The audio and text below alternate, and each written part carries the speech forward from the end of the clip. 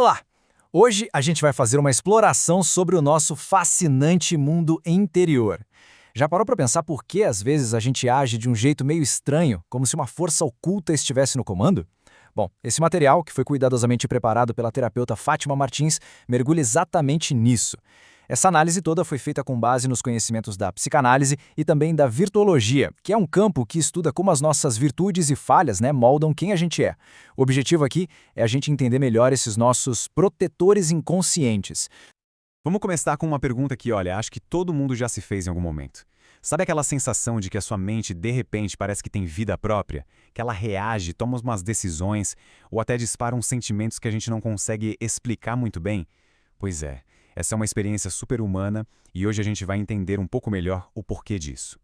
Uma boa forma de pensar é imaginar a nossa mente como um computador, sabe? Um computador superpotente com um sistema operacional bem complexo. Uma parte enorme do que a gente faz é guiada por programas que ficam ali rodando em segundo plano, no nosso inconsciente. E esses programas, eles têm uma diretriz principal, quase um código-fonte: nos proteger, a qualquer custo. Mas o que alimenta esses programas de proteção? Qual é o gatilho deles? A virtuologia aponta para um motor principal, uma emoção poderosa que todo mundo conhece muito bem: o orgulho. É muito importante entender que, nesse contexto, orgulho não é só sobre arrogância, tá? É um mecanismo de sobrevivência social bem mais profundo, mais primitivo. É aquela necessidade que a gente tem, lá no fundo, de ser aceito, de se sentir importante e, claro, de proteger a imagem que a gente construiu de nós mesmos. E é aí que o problema começa. O orgulho não deixa a gente aceitar os nossos erros, as nossas falhas. E como não dá para simplesmente admitir, a nossa mente precisa criar estratégias, criar defesas para lidar com isso. Funciona tipo um sistema de segurança interno que protege a nossa autoimagem.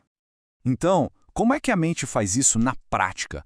Vamos dar uma olhada em algumas dessas estratégias de defesa que o orgulho aciona. Tenho certeza que algumas delas vão soar bem familiares. A primeira delas é anulação. Pensa assim, é como se a mente tentasse apagar um erro com uma borracha. Se a gente pensa ou faz alguma coisa que considera errada, o inconsciente na mesma hora busca uma ação oposta para, de certa forma, zerar a conta. Esse exemplo é super claro. Quem nunca pensou uma coisinha não muito legal sobre alguém e logo em seguida sentiu uma vontade incontrolável de ser super amável com essa pessoa? Isso é a anulação em ação, é uma tentativa de neutralizar aquela negatividade. O outro mecanismo muito comum é a identificação. Aqui, sem nem perceber, a gente começa a adotar traços de personalidade ou comportamentos de outras pessoas. E por quê? Geralmente é uma tentativa de conseguir a mesma aprovação ou o mesmo sucesso que aquela pessoa tem. Esse exemplo é um clássico, né? Na dinâmica familiar, é muito comum um irmão começar a agir igual ao outro para competir pela atenção, pelo reconhecimento dos pais. A mente entende que, se aquele jeito de ser funciona para o outro, talvez funcione para si também. Agora, a desidentificação é exatamente o contrário. Se a identificação é sobre copiar, a desidentificação é sobre se afastar. O orgulho nos motiva a cortar laços com qualquer coisa que possa, de alguma forma, manchar a imagem que a gente quer passar para o mundo. E a gente vê isso acontecendo na prática. Para proteger um novo status social, por exemplo, uma pessoa pode inconscientemente começar a se distanciar das suas origens ou de pessoas que não se encaixam mais na sua nova identidade.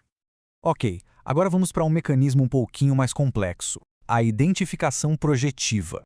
Isso acontece quando a gente tem um desejo que não realizou e, em vez de lidar com essa frustração, a gente projeta esse desejo em outra pessoa. E aí, ao se conectar com ela, a gente sente por tabela que também realizou aquilo. Este exemplo aqui ilustra perfeitamente. Alguém que não conseguiu realizar o sonho de empreender se une a alguém que conseguiu e, ao viver o sucesso do outro, sente que está preenchendo o vazio do seu próprio fracasso. Por trás de vários desses mecanismos, a gente encontra a compensação. É a lógica básica do cérebro para manter o equilíbrio.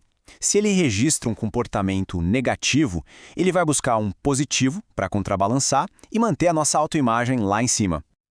Então, o ponto-chave é que a compensação é o porquê por trás da anulação.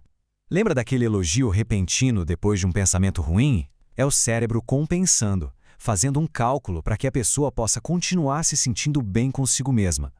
Certo, a gente entendeu os mecanismos que a nossa mente usa para nos proteger, mas isso quer dizer que a gente está preso a eles? De jeito nenhum.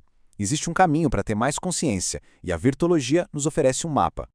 O caminho proposto não é uma luta contra o orgulho, mas sim uma forma de ir além dele. E isso começa cultivando virtudes como a humildade, que permite a gente aceitar nossas falhas. Ao nos reconectarmos com o nosso verdadeiro eu, o nosso self, e não com o que o ego exige, a gente passa a aceitar a imperfeição como parte da jornada. E quando isso acontece, a necessidade de se defender perde a força. E aqui está talvez a lição mais importante de todas.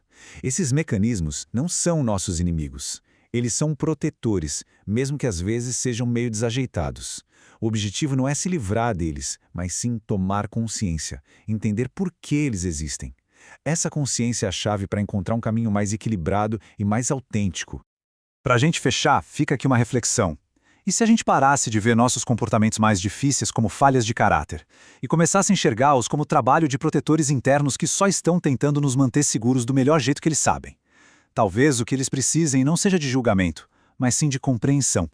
E assim a gente conclui essa nossa jornada pelo mundo dos nossos protetores inconscientes. Vale lembrar que toda essa análise foi preparada pela terapeuta Fátima Martins, juntando a sabedoria da psicanálise e da virtologia. Espero que tenha sido um passo útil na jornada de autoconhecimento de cada um. Muito obrigado pela companhia.